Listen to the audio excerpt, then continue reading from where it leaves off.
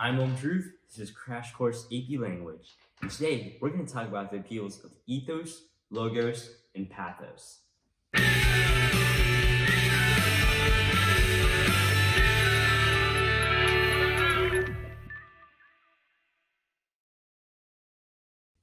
So, what exactly is ethos, logos, and pathos?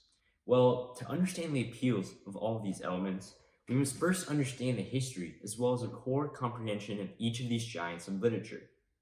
Let's start off with ethos. Ethos is the basic pillar which supports all forms of credible writing.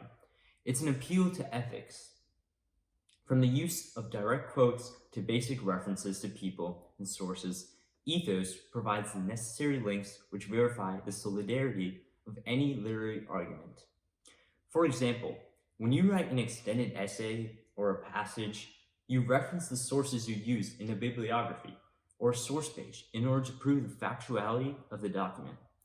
Ethos can also present itself in the form of public speaking, showing confidence and originality within a visual form of literature can build the character and authority of the speaker, which can sort of replace the written credibility in which quotes and references have to offer. Many higher forms of literature require both logistical and factual forms of credibility in order to build a better argument. Even some of the greatest writers don't use a lot of references in their works, but are still considered to have ethos in the form of strong and intelligent dialect. Using these figurative as well as factual sources of credibility leads us into our second form of literal appeals, which is logos. Logos is how you prove the basic factuality of the argument you are attempting to make. It is the combination of quotes, graphs, references to studies, and other statistical evidence in which are used solely to prove the reality of the potential solution. Elements of logos are used to build the logistical foundation of your argument. They are the basic reasoning behind why your understanding of a problem even works in its proper scenario. For further understanding of logos, let's visit the thought bubble. Like both ethos and pathos, the term logos is derived from ancient Greek philosophy, from which it meant the link between rational discourse and the world's rational structure. Flash forward to 384 BC. Aristotle was born, and he believes logos directly links to writing through reason, that it's more refined than the ability to publicize private feelings. It allows the human being to act like no other entity can, allows him to discern and make clear to all by reasoned discussion the distinction between what is beneficial and negative, between what is right and what is wrong, and between what is good and what is bad. Speaking of Aristotle, let's take a look at a quote from him in The Art of Rhetoric. All men are mortal. Socrates is a man, therefore Socrates is mortal. The logos here is that we're given the fact all men are mortal. And since Socrates is a man, it would be logical for that rule to apply to him. Statistics and factual information go a long way in gaining an audience's trust. For example, in President Roosevelt's Pearl Harbor address, this audience is Congress, and he's trying to convince them to declare war on Japan after an unprovoked attack on Pearl Harbor. The Japanese government has deliberately sought to deceive the United States by false statements and expressions of hope for continued peace. The attack yesterday on the Hawaiian Islands has caused severe damage to American naval and military forces. I regret to tell you that very many American lives have been lost. It's factual information that people are dying, especially American troops, and so Roosevelt uses this stat to explain to Congress the need to retaliate. Let's read on ahead. Yesterday, the Japanese government also launched an attack against Malaya. Last night, Japanese forces attacked Guam. Last night, the Japanese attacked Wake Island. And this morning, the Japanese attacked Midway Island.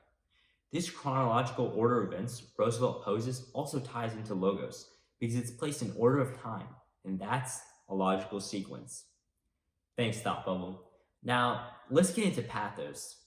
Pathos is the use of emotional dialect in situations in order to reach out to the reader personally in the hopes of developing deeper connections. Mr. Dhruv, isn't pathos only used in theater? No, past me. What are romanticists? The modern uses of emotional appeal do mostly originate from traditional European theatrical practices, but pathos is used throughout almost every form of literature. This is because great innovators, such as Aristotle and Shakespeare, developed complex structures of dialect which are still used to this day. The core elements of most modern fictional writing come from these initial realizations regarding the potential uses of pathos. Structures such as sarcasm, irony, and foreshadowing were brainchilds of these original literary experiments. These structures, in which are branched off of the original concepts behind pathos, are crucial in developing a strong and healthy connection between the reader and the writing. In doing so, it keeps the reader intrigued and anxious for further information. Pathos is one of the main elements which makes reading fun, and when used effectively, can truly make or break the purpose behind a story. Oh, it's time for the mystery document? The rules here are simple. I attempt to identify the author of the mystery document. If I'm right, I do not get shocked by distracted. And if I'm wrong, I do. All right, what do we have here? I swear I know this. Oh, come on, it's gotta be Benjamin Franklin. Well, that explains a part of ethos in the document, because Franklin is a credible figure. Now, let's analyze the document.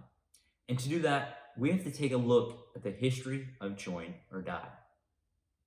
Join or Die is one of the most significant political cartoons of all time. The cartoon first appeared on May 9th, 1754, and it was published by the Pennsylvania Gazette under Benjamin Franklin. Benjamin Franklin made Join or Die to emphasize the significance of colonial unity. His political leaning was that the 13 colonies stood no chance in the French and Indian War unless they presented a united front to convince the British government for their support. Colonists were his intended audience, and he believed he could persuade them through the use of ethos, pathos, and logos. His ethos, or credibility, was that all the colonists arrived from the same place, the United Kingdom. This is demonstrated by the broken up snake in the drawing, and each piece of the snake is labeled as a colony. They're all part of a larger puzzle. This appealed through pathos because it helped develop a sense of urgency to the colonists through fear of that superstition. Without taking hasty action, the colonies will end up dying. His logos was that there were only two logical options: join or die. Colonists were going to have to choose sides, and if they wanted to survive, they would have to come together. Speaking of bringing people together, if you enjoyed this video, feel free to share it so more people can study up on the appeals of ethos, pathos, and logos. And as always, thank you for your time.